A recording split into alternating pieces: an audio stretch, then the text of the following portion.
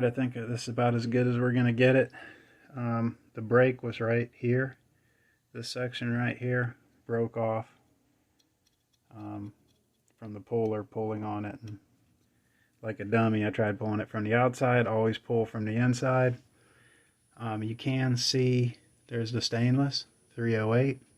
This is the cast iron or cast steel, I'm not 100%, but basically it turns to dust when you machine it. The 308 fuse is decent. It's not the greatest right here, but I smacked it with the brass hammer. It's not developing anymore. So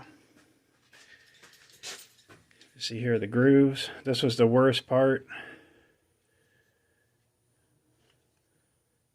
The grooves got damaged as well, and trying to TIG on those is tough because there's not much to them. They come to a kind of a point there.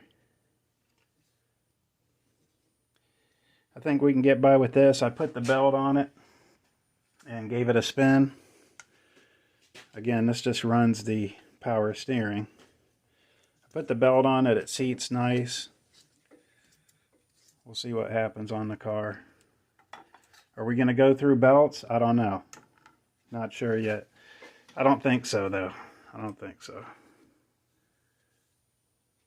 Maybe might clean it up with a file just a little bit more.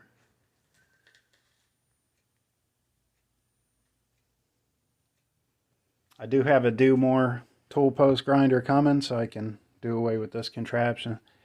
It's not safe. I don't really recommend doing it. If you do, you're taking your own chances on it, but